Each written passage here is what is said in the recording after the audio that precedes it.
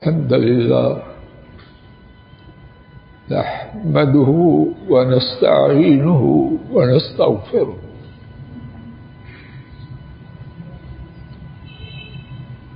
ونعوذ بالله من شرور أنفسنا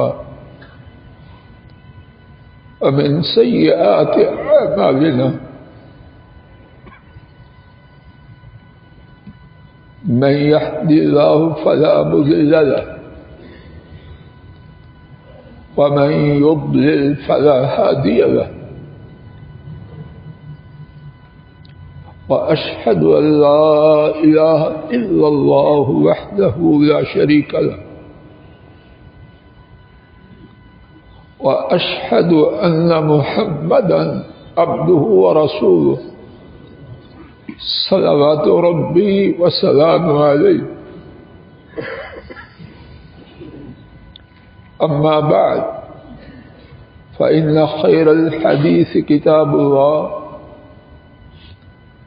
وخير الهدي هدي محمد صلى الله عليه وسلم وشر الأمور محدثاتها وكل محدثة بدعة وكل بدعة ضلالة وكل ضلالة في النار. اللهم انفعنا بما علمتنا وعلمنا ما ينفعنا وزدنا علما. سبحانك لا علم لنا إلا ما علمتنا إنك أنت العليم الحكيم.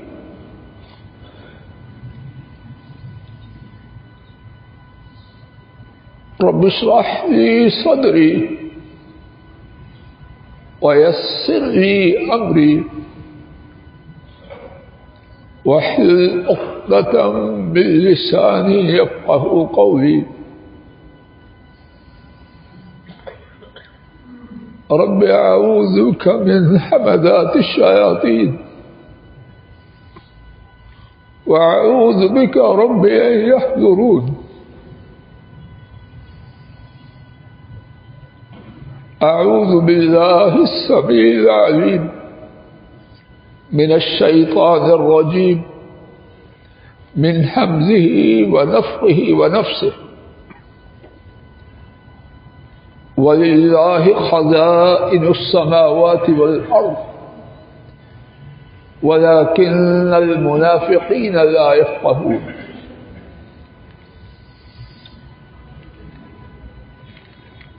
انسانوں کے اس زندگی میں مسائل میں سے ایک بہت بڑا مسئلہ اور رزق کا مسئلہ ہے، اور بعض لوگوں کے نزدیک سب سے بڑا مسئلہ ہی رزق کا ہے۔ قرآن و سنت میں ہم انسانوں کی رہنمائی کے لیے رزق کے حوالے سے انتہائی قیمتی، عمدہ، مفید بہت سی باتیں رب العالمین نے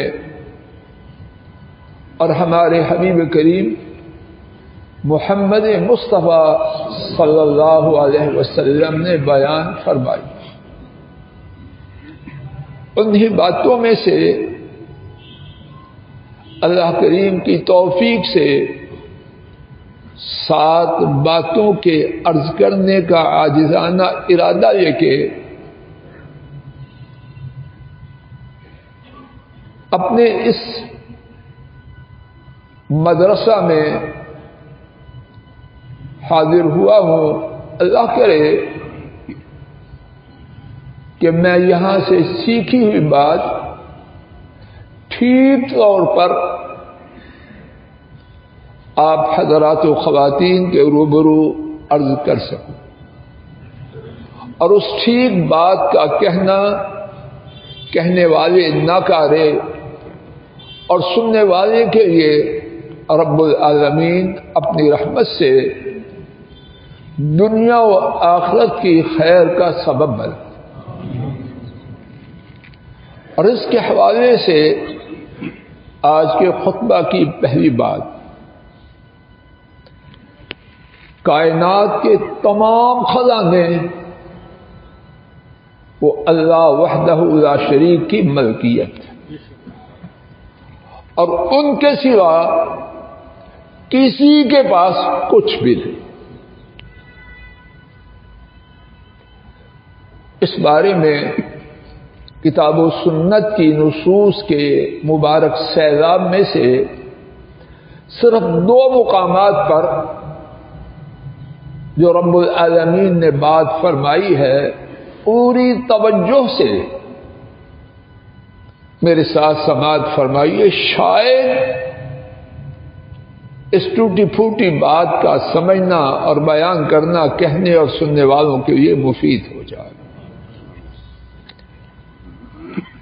قرآن کریم کا اس بارے میں پہلا مقام سورہ المنافقون 28واں پارہ آیت شریفہ نمبر 7. اللہ کریم نے فرمایا وَلِلَّهِ خَزَائِنُ السَّمَاوَاتِ وَالْأَرْضِ،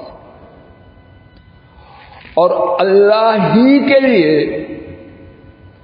آسمانوں اور زمین کے سارے خزانے ہیں. وَلَكِنَّ الْمُنَافِقِينَ لَا يَفْقَهُونَ، لیکن منافق نہیں سمجھتے.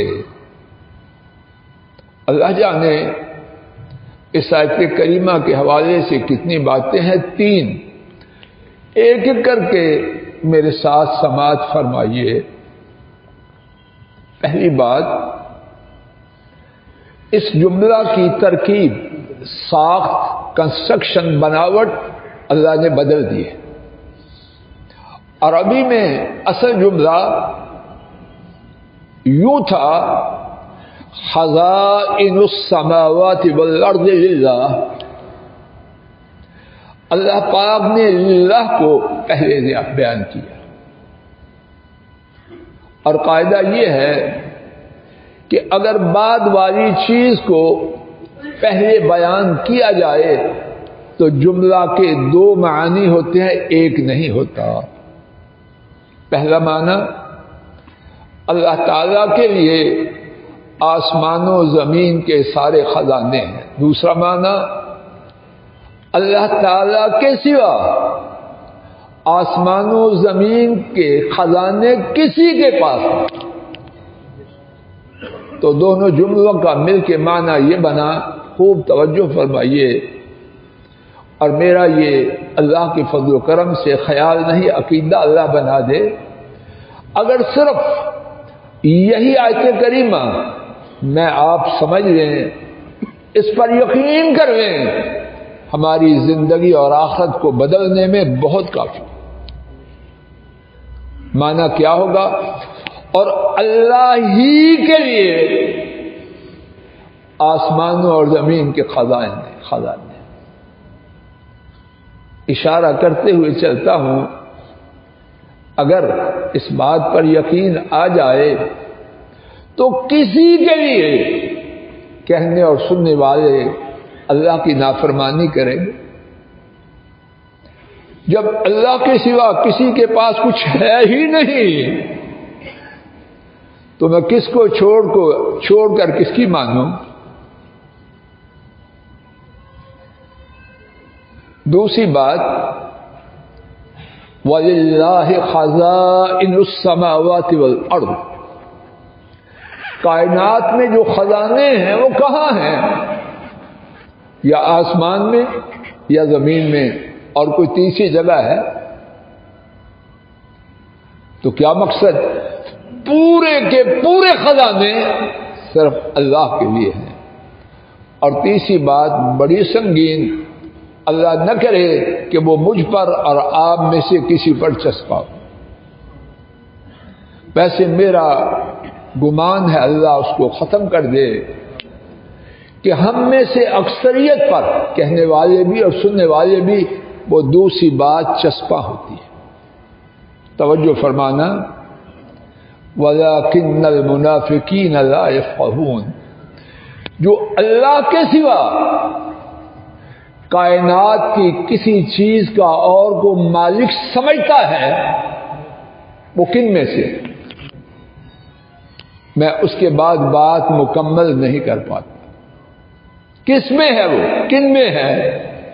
بٹ صاحب جی سمجھ آ رہی، وَلَٰكِنَّ الْمُنَافِقِينَ لَا يَفْقَهُونَ، اس بات کو نہ سمجھنے والے، یہ گمان کرنے والے کہ اللہ کے سوا کسی کے پاس کچھ ہے، وہ منافق ہوا کرتے ہیں، اہل ایمان نہیں۔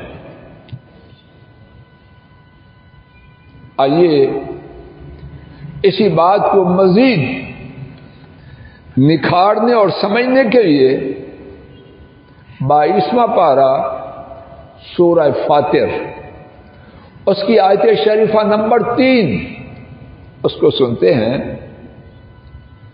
والذین تدعون من دون اللہ ما یملکون من قطمیر، اللہ کے سوا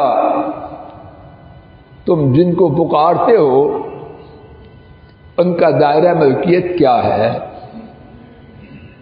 ان کی حیثیت ہے کیا؟ فرمایا وہ قطمیر کے بھی مالک نہیں۔ یہ کیا ہے؟ بولو، میں دینے نہیں لگا کسی کو۔ وہ اس کھجور کے مالک نہیں، یہ نہیں فرمایا۔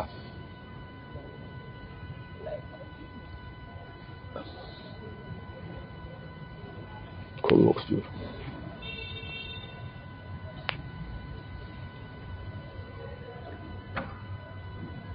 کھجور کا مالک ہونا، جاری رکھو یا رک جاؤ؟ سنی جائے گی بات، توجہ فرمائیے۔ یہ نہیں فرمایا وہ کھجور کے مالک نہیں، یہ کھجور دیکھ کے گتھری دیکھ رہے ہیں، اور یہ بھی نہیں فرمایا کہ وہ کھجور کی گتھری کے مالک نہیں، بلکہ کھجور کے اوپر ایک جھلی سی ہوتی ہے۔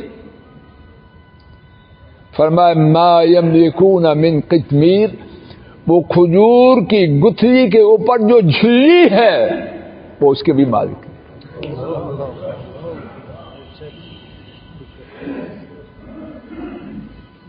اس کھجور کے ایک دانے کی قیمت کتنی ہوگی؟ اندازہ کر لیجئے۔ اور پھر اس کے بعد اس گتھری کا دام کیا ہوگا؟ پھر اس گتھری کے بعد اس پہ جو سفید سی جھلی آتی ہے اس کی قیمت کیا ہوگی؟ کوئی خریدتا بیچتا اچھا لگتا ہے کہ گتھری کے اوپر والی جھلی کہتا ہے وہ خرید لو، کوئی خریدے گا؟ فرمایا اللہ کے سوا جن کو وہ پکارتے ہیں کھجور کی گتھری کی جھلی کے برابر بھی کسی چیز کے مالک نہیں۔ حضرات و خواتین، جب اللہ ایک طرف آسمان و زمین کا ہر خزانہ تنہا ان کی ملکیت ہے، اور اللہ کے سوا پوری کائنات کھجور کی گتھری کی جھلی اس کی بھی مالک نہیں، تو میری توجہ ادھر ہو یا ادھر، اور ہماری توجہ ہے کدھر؟ کس کس بہانے اللہ کی شریعت سے منہ موڑتے ہیں؟ کوئی بیگم کا نام، کوئی خاوند کا نام، کوئی بیٹیوں کا نام، کوئی بیٹوں کا نام، کوئی برادری کا، اور سب مکر و فریب۔ دوسرا نقطہ، اللہ کے لیے پوری توجہ فرمائیے۔ کائنات میں رزق اس کے عطا فرمانے والا ایک عرش والے رب کے سوا اور کوئی نہیں۔ اور اس سے پہلے کہ میں عرض کروں کہ ان کے سوا کوئی رزق دینے والا نہیں، اور رزق کا معنی کیا ہے؟ اور رزق علامہ دالغانی نے بیان کیا 9 معانی میں استعمال ہوتا ہے، اور ان میں سے 2 معانی زیادہ مشہور ہیں۔ میری ساری گفتگو انہی 2 معانی کے حوالے سے ہے۔ پہلا معنی، اور رزق سے مراد کھانے پینے کی چیزیں ہیں جو اللہ عطا کرتے ہیں، اور دوسرا معنی عرش والے رب کی طرف سے عطا کردہ ہر نفع دینے والی، ہر فائدہ دینے والی چیز۔ تو ہم کیا سن رہے ہیں؟ کائنات میں پوری توجہ فرمائیے، کائنات میں ہر کھانے والی چیز، ہر پینے والی چیز، ہر نفع دینے والی چیز، ہر فائدہ پہنچانے والی چیز، اس کے مالک تنہا اللہ ہیں، اور ان کے سوا کوئی کچھ نہیں دے سکتا۔ اس بارے میں کتاب و سنت میں کیا کچھ مبارک سیلاب ہے۔ میرے ساتھ صرف 2 مقامات سے بات کو سنیے۔ 26واں پارہ سورہ الذاریات، آیت کریمہ 22 اور 23۔ اللہ کریم نے فرمایا وَفِي السَّمَاءِ رِزْقُكُمْ، اور آسمان، ایک ایک لفظ پر غور کیجئے۔ اللہ کی کون چیز ہے کرسی کو؟ اللہ تعالی کی کلام کا صحیح ترجمہ میں اس سے عاجز ہوں، لیکن کوشش ہے قریب قریب بغیر ہیرا پھیری کے، کمی بیشی کے، جو آپ تک پہنچا پاؤں پہنچا جاؤ۔ اور آسمان ہی میں تمہارا سارا رزق ہے، اور جس چیز کا تم سے وعدہ کیا جاتا، سو آپ کے رب کی قسم، یقیناً وہ یہ بات یقیناً حق ہے، اس طرح جس طرح کے تم گفتگو کرتے۔ اس آیت کریمہ میں اللہ کریم نے اس میں اور اس کے بعد والی دونوں آیات میں اللہ کریم نے یہ بیان فرمایا کہ میرا آپ کا پوری کائنات کا رزق، چاہوں گا جواب دو کہاں ہے؟ دکان میں، فیکٹری میں، کھیت میں، ملازمت میں نہیں، وفی السماء، آسمانوں میں، آسمان میں۔ اور اس آیت کریمہ اور بعد والی آیت کریمہ کے حوالے سے بھی چند باتوں پہ غور فرمائیے، شاید حقیقت اور نکھر جائے۔ پہلی بات، ہم یہاں پڑھتے ہیں عربی میں جملے، سینٹنسز 2 اقسام کے، گرامر کی بات ہے، طلبہ زیادہ سمجھیں گے، باقی بھی بات نتیجہ سمجھا جائے گا انشاءاللہ۔ ایک جملہ اسمیہ ہے، ایک فعلیہ ہے، اور اس میں کیا ہے؟ بات یہ ہے کہ جو جملہ اسمیہ ہے اس میں بیان کردہ حقیقت دائمی ہوتی ہے، عارضی نہیں ہوتی، وقتی نہیں ہوتی۔ کیا ہوتی ہے؟ بولیے، زور سے بولو۔ تو کیا مقصد؟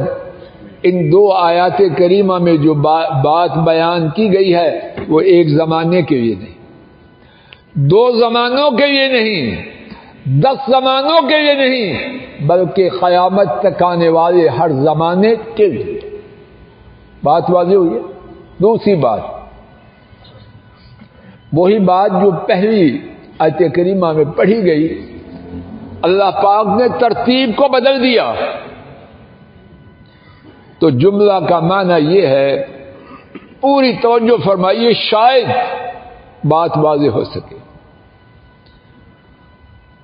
اور آسمان میں، یہ ترجمہ نہیں چیمہ صاحب، یہ ترجمہ نہیں. کیا ترجمہ ہے؟ اور آسمان ہی میں، اور کچھ بھی نہیں. ہمارا دین صرف اللہ کے لیے کچھ ثابت کرنا نہیں، ہمارا دین ہے غیر اللہ سے نفی اور پھر اللہ کے لیے ثابت. پہلے نفی ہے لا الہ، پہلے ان کے سوا کوئی معبود نہیں، پھر وہ معبود. اور یہاں آسمان کے سوا فیکٹری، دکان، کھیت، ملازمت جو بھی ہے نہیں. تیرا میرا رزق، کائنات میں ہر شخص کا رزق کہاں ہے؟ بولو. وما توعدون، اور جس چیز کا تم سے وعدہ کیا جاتا ہے یہاں نہیں، اوپر ہے. جو نیچے کے وعدے ہیں ہم پاکستانی بھگت رہے. اور اس کے بعد کیا فرمایا؟ رزقکم، یہ واحد ہے اور مضاف ہے، اور ترجمہ یہ ہوگا انشاءاللہ تمہارا ہر قسم کا رزق. یہ نہیں کچھ آسمان میں ہے کچھ زمین میں، نہ، ہر وہ چیز جو فضل الہی کے لیے آپ میں سے کسی کے لیے نفع دینے والی ہے، فائدہ والی ہے، کہاں ہے وہ؟ بول لو، زور سے بولو. نیچے کیا ہے؟ خاک. نمبر 4، اللہ تعالی نے اس بات کو بیان کرتے ہوئے کیا فرمایا؟ فورب السماء والارض، قسم کھائی. اور اللہ قسم نہ بھی کھائیں، ان کی بات سچ ہے یا غلط؟ ومن اصدق من اللہ قیلا، اللہ سے سچی بات کس کی ہے؟ نمبر 5، انا انڈیڈ، نو ڈاؤٹ، یقیناً، یا اللہ آپ کی ہر بات یقینی ہے. آپ نبی فرمائیں یقیناً یقینی ہے. نمبر 6، انہو، یہ جو ہو ہے ہم پڑھتے ہیں اس کو کہتے ہیں ضمیر الشان. اور اس کا فائدہ کیا ہے؟ اے پڑھنے والے، سننے والے، ہوشیار ہو جا. ابھی جو بات میں رب العالمین بیان کر رہا ہوں وہ بہت ہی ضروری ہے، تیرے اوپر سے نہ گزر جائے. نمبر 7، لحق، لام، یقیناً. مجھے آپ کو اس کے بعد اس بات، بیٹا تصویر نہ بناؤ، جو بنائی ہے وہ ڈیلیٹ کر دو، سخت بد دعا کروں گا. قطعاً میری طرف سے اجازت نہیں، اور جو میرے روکنے کے باوجود کرے اللہ تعالیٰ اس کے ہاتھوں کو، میں نہیں کہتا کہ پوری کروں دعا. خبردار میری کوئی تصویر بنائے، میں اس سے بری ہوں اور اس کے لیے بد دعا کرتا ہوں. نمبر 7، لحق، لام، لام توکید. حضرات و خواتین اللہ کے لیے سمجھے، قسم کھائی، انا فرمایا، توجہ دلانے کے لیے ضمیر الشان لائے، اور پھر کوئی ضرورت تھی تاکید کی. یقیناً کیا ہے؟ حق، سچ ہے. نمبر 8، کتنی سچ ہے؟ میں بولنے والا اپنے بولنے میں کوئی شک کرتا ہوں؟ جواب دو.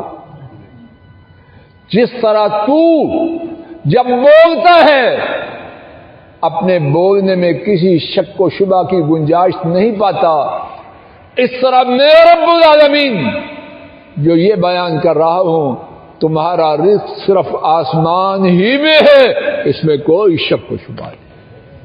اللہ کے بیان پہ قربان ہو جائیں۔ اسی حوالے سے قرآن کریم کے ایک دوسرے مقام سے آیت کریمہ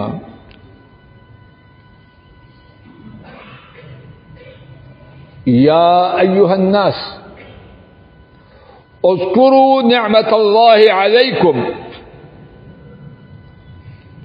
هل من خالق غیر اللہ یرزقکم من السماء والارض لا الہ الا ہو فأنا تؤفکون۔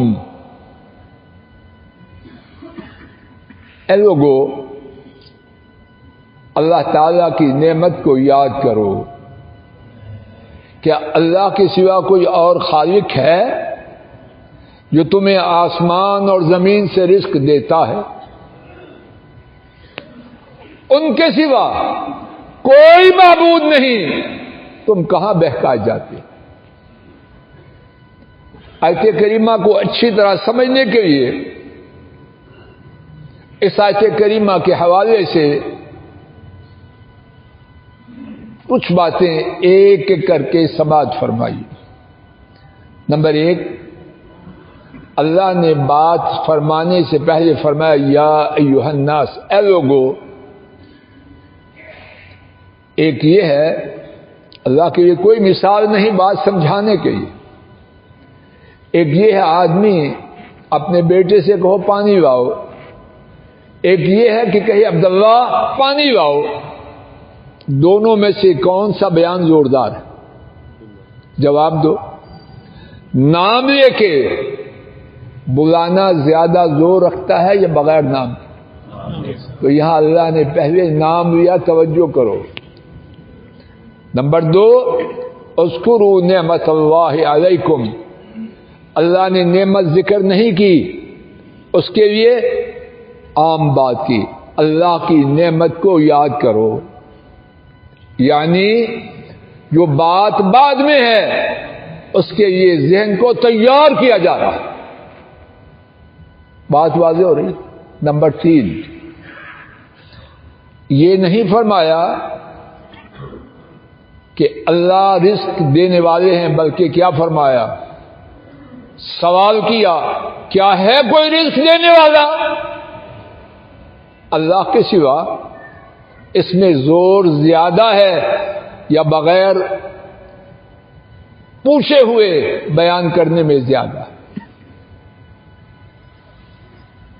اس کے بعد فرمایا فَأَنَّا تُؤْفَكُونَ، جو سمجھتا ہے کہ اللہ کے سوا کوئی اور رزق دینے والا بھی ہے، وہ بہکا ہوا، تعلیم یافتہ ہے یا بزنس مین ہے۔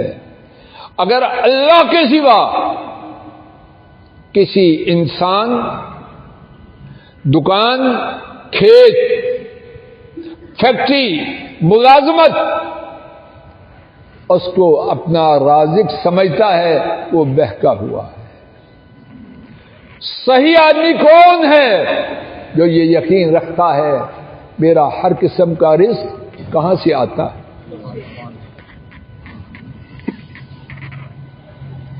نمبر تین، جب رزق ہر قسم کا اللہ کی جانب سے ہے تو اس رزق کے طلب کرنے کے لیے کون سا طریقہ اختیار کیا جائے؟ جن سے رزق لینا ہے ان کی پسند والا طریقہ یا ان کے ناپسندیدہ طریقے کو اختیار کیا جائے؟ جواب دیجیے۔ جس سے کچھ لینا ہو اس کی پسند والے طریقے سے لینا ہے یا اپنی مرضی سے؟ اور ان کے ہاں ہے یہ جو رزق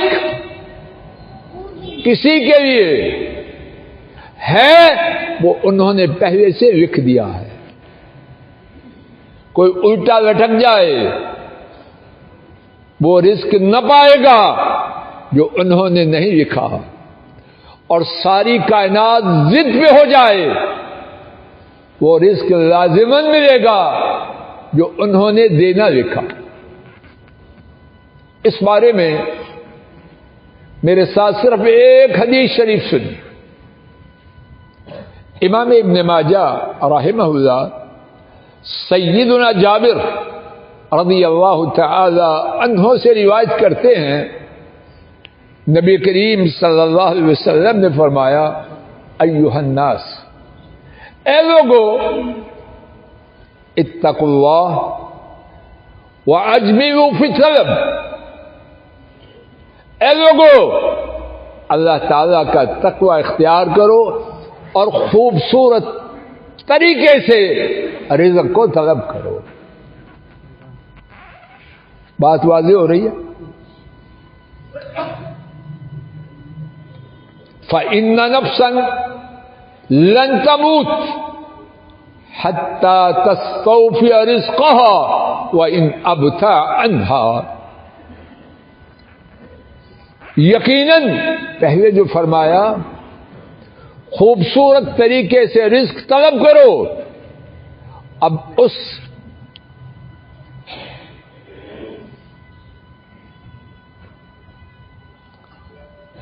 اب اپنے اس بیان کے علت کاز سبب اس کو نبی کریم صلی اللہ علیہ وسلم بیان کر رہے ہیں۔ کیوں خوبصورت طریقے سے رزق طلب کرو؟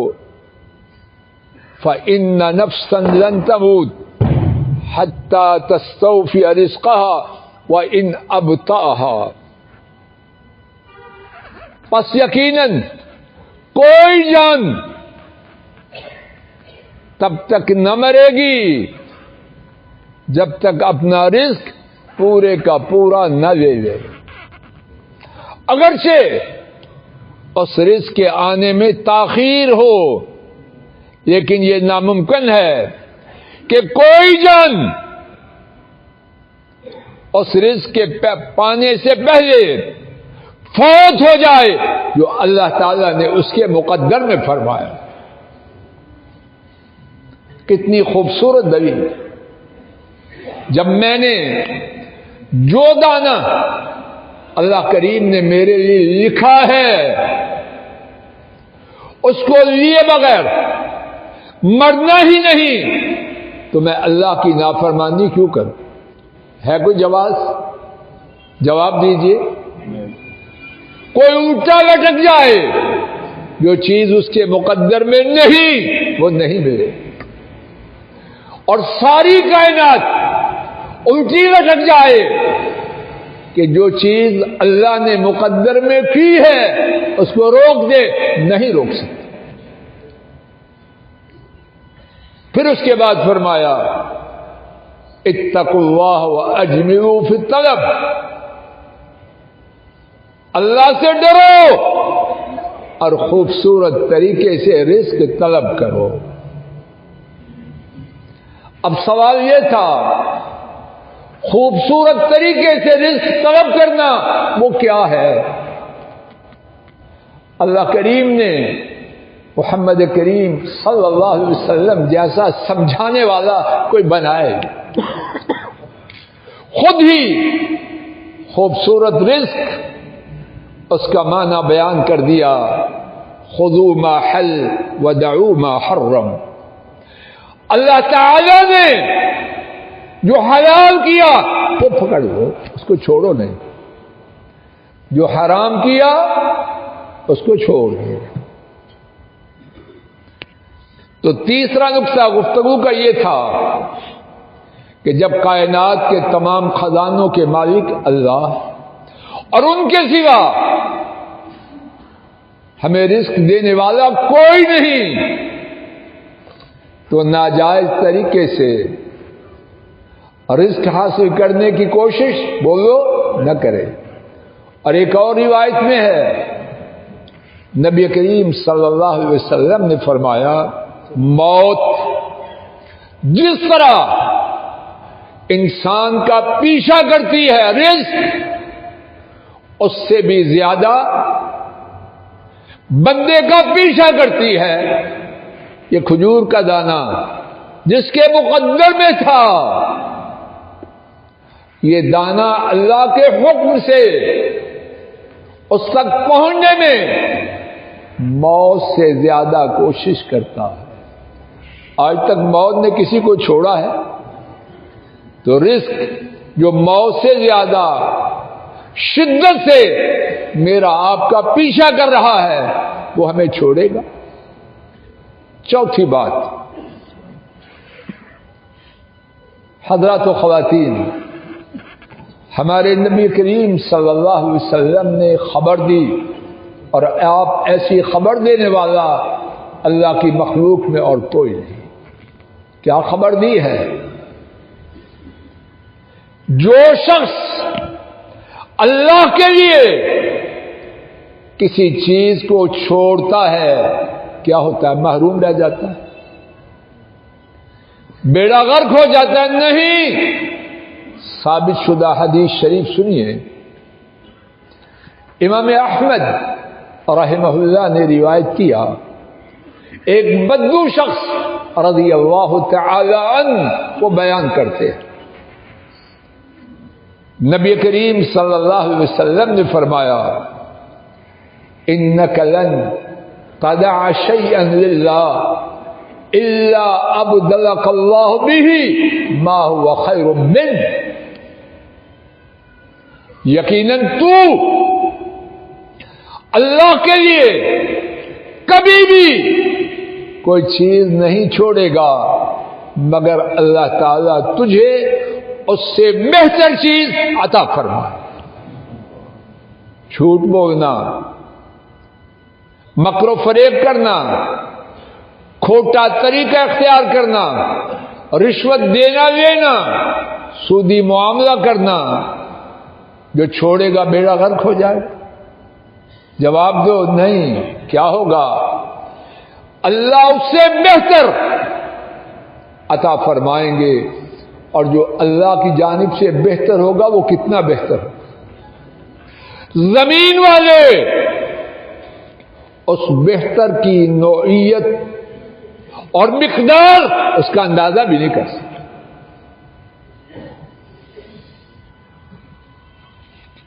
پانچویں بات، رزق کے طلب کرنے کے لیے صرف آیات پڑھیں، وظیفے کریں، دعائیں کریں، یا کچھ اور بھی کرنا ہے؟ ہمارا دین درویشی کا، دنیا سے منہ موڑنے کا نہیں۔ اچھی طرح سنیے، اور اللہ کی توفیق سے اپنے اس مدرسہ میں پوری ذمہ داری اور دیانتداری سے بات کرنے کی کوشش کر رہا ہوں۔ رزق کا طلب کرنا یہ اختیاری نہیں، آپشنل نہیں، کیا ہے؟ سنیے، امام بہقی سیدنا ابن مسعود رضی اللہ تعالی عنہ سے روایت کرتے ہیں، نبی کریم صلی اللہ علیہ وسلم نے فرمایا، طلب کسب الحلال فریضۃ بعد الفریضہ، حلال روزی کا طلب کرنا فرض کے بعد فرض ہے۔ کیا معنی؟ محدثین نے دو معنی بیان کیا اور دونوں ہی شاندار۔ پہلا معنی، پہلے نمبر کے فرائض نماز، روزہ، زکوٰۃ، حج، عمرہ، ان کے بعد جو فرائض ہیں ان میں سے رزق طلب کرنے کے لیے جد و جہد کرنا۔ کوئی رزق کے طلب کرنے میں نمازوں کو گول نہ کرے، نہ، نماز نمبر 1، رزق نمبر 2۔ دوسرا معنی، اور وہ بھی بہت شاندار، اور رزق حاصل کرنے کی جو فرضیت ہے، کمپلشن ہے، وہ 1 دن کے لیے نہیں، 10 دن کے لیے نہیں، سال کے لیے نہیں، 10 سال کے لیے نہیں، جب تک رزق طلب کرنے کی ضرورت ہے اور جسم میں جان ہے، طاقت ہے، رزق طلب کرنے سے چھٹی کوئی نہیں۔ ہمارے دین میں اور رزق طلب کرنے سے چھٹی نہیں. ضرورت ہے اور جسم میں طاقت ہے، آخر دم تک رزق کے لیے کوشش کرنا. جب ضرورت نہیں، طاقت نہیں، پھر معاملہ جدا ہے. چھٹی بات، رزق کو طلب کرنا ہے. کس طرح؟ اللہ کے فضل و کرم سے انسانی حد تک پہلے نمبر کے فرائض کی پابندی کرتے ہوئے پوری کوشش سے. یہ 13 بجے 14 بجے اٹھنا ہمارے دین میں نہیں. صرف ایک حدیث شریف سماعت فرمائیے.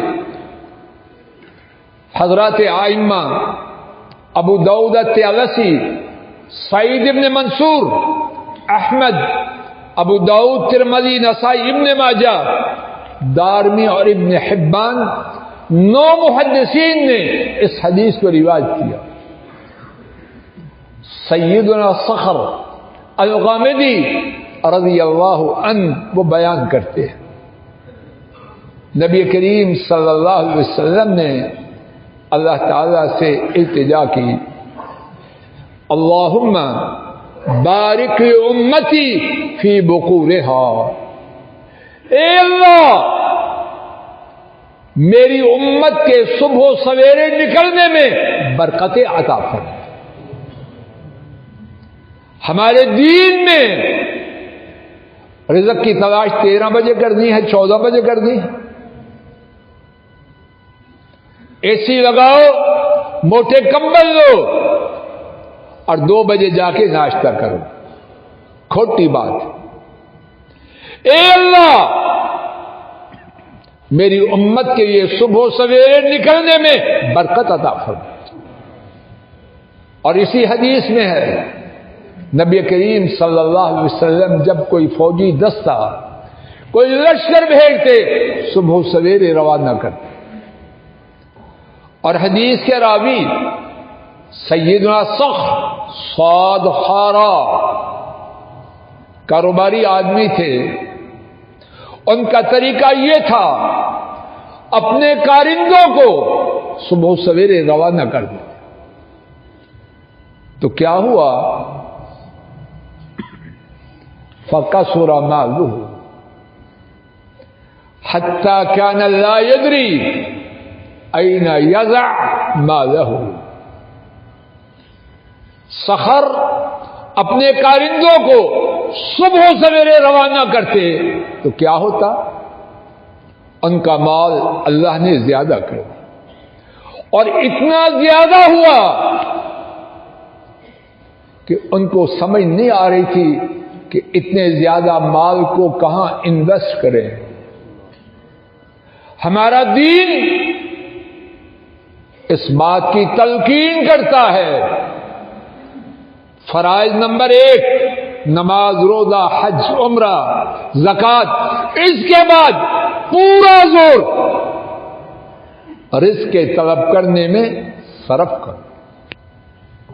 اور اسی بارے میں ایک اور حدیث شریف سن لیجیے. شاید دین کے بارے میں جو غلط فہمیاں ہیں، اللہ کے فضل و کرم سے ان کا نام و نشان مٹ جائے. امام طبرانی نے سیدنا کعب بن عجرہ رضی اللہ عنہ سے روایت کیا، نبی کریم صلی اللہ علیہ وسلم اپنے ساتھیوں کے ساتھ تشریف فرما ہے. ایک ساتھی گزرا، بہت چاقو چوبند ایکٹیو جا رہا ہے. صحابہ نے عرض کیا، کاش اس کی یہ چستی جہاد میں ہوتی. نبی کریم صلی اللہ علیہ وسلم نے فرمایا، اگر اس کی چستی اس لیے ہے کمائے، اپنے بوڑھے ماں باپ پر خرچ کرے، تو یہ اللہ کی راہ میں جہاد میں ہے. اور اگر اس کی چستی اس لیے ہے کمائے، اپنے چھوٹے بچوں پر خرچ کرے، تو یہ اس کی یہ چستی اللہ کی راہ میں جہاد ہے، اور اگر یہ چستی اس لیے ہے کمائے اور اپنے آپ کو سوال سے بچائے،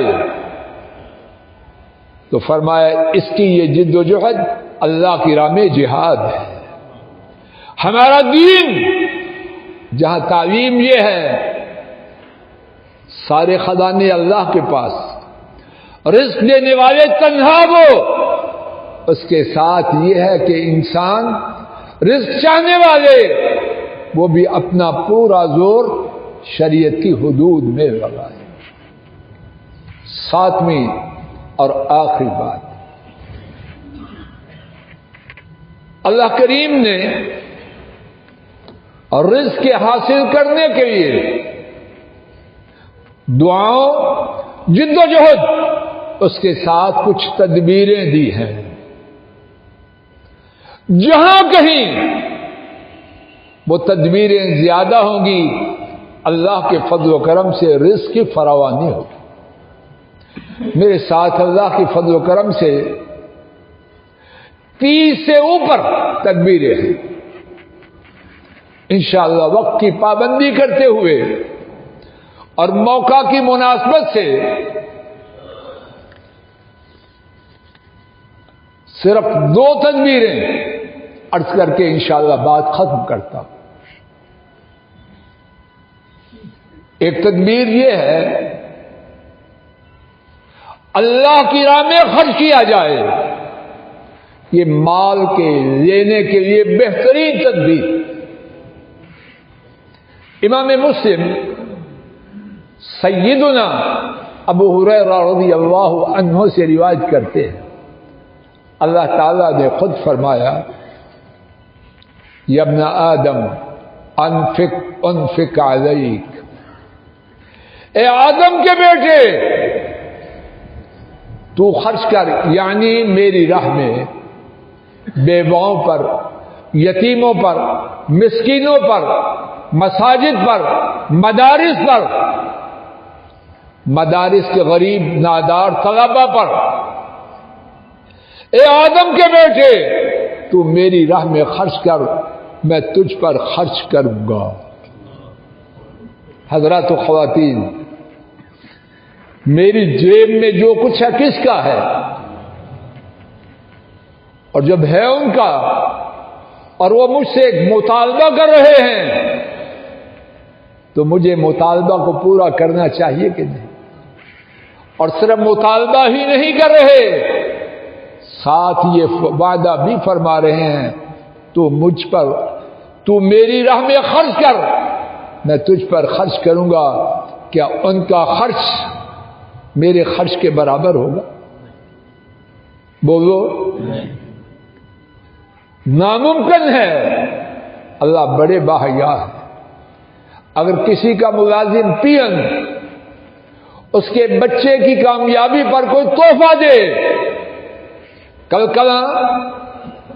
مالک باس وہی دے گا یا اپنی حیثیت کے مطابق دے گا۔ دوسری تدبیر، دین کا علم حاصل کرنے کے لیے جن لوگوں نے اپنی زندگیوں اور اوقات کو وقف کیا ہے ان پر خرچ کرو۔ اس بارے میں کیا کچھ ہے؟ ایک حدیث شریف اور 2 علماء کے، بلکہ 3 علماء کے بیانات سنیے اور بات ختم کرتے ہیں۔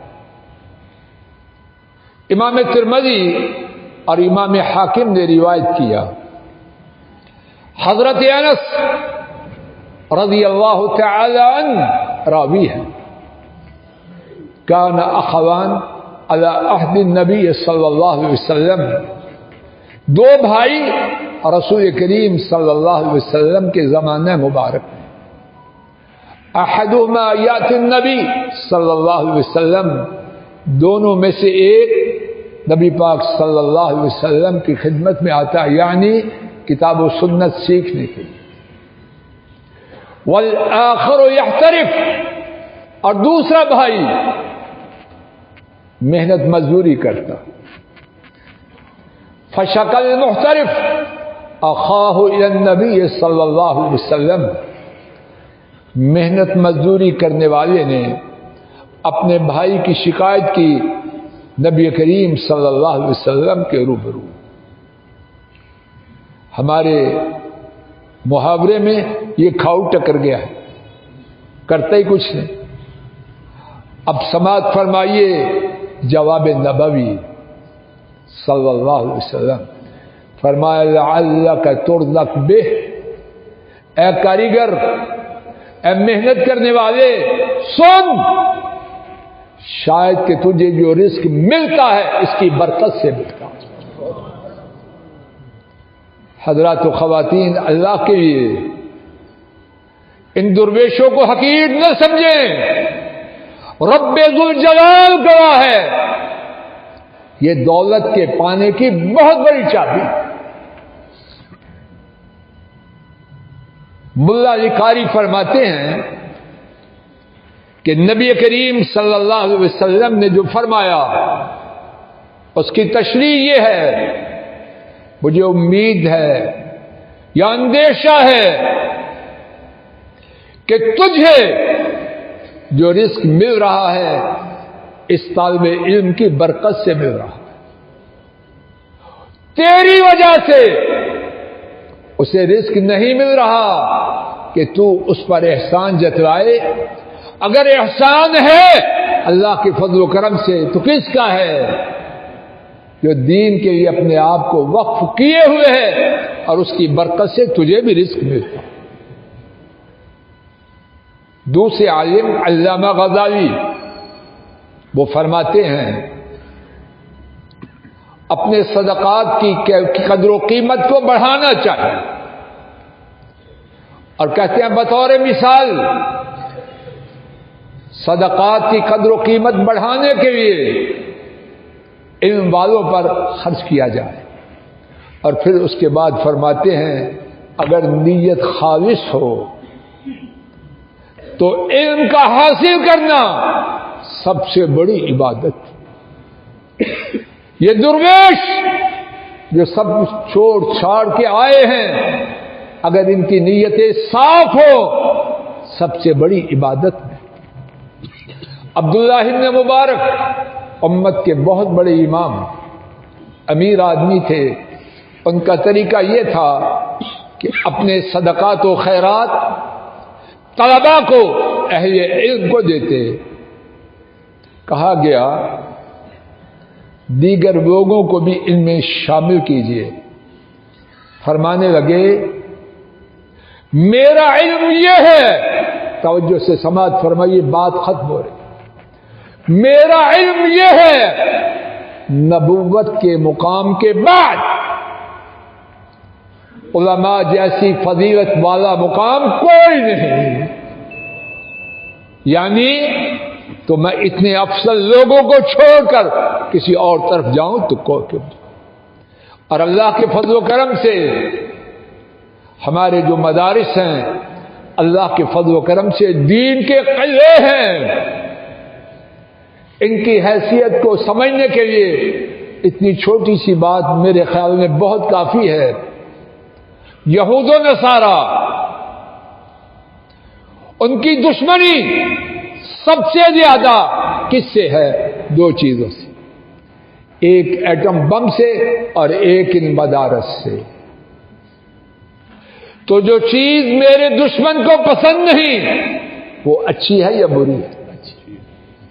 افسوس ہے ان پر، اوپر ہوں یا نیچے، جو دشمنوں کی چاکری کرتے ہوئے اپنی غداری کی وجہ سے یا جہالت کی وجہ سے ان مدارس کے بارے میں یاوہ گوئی کرتے ہیں۔ اللہ ان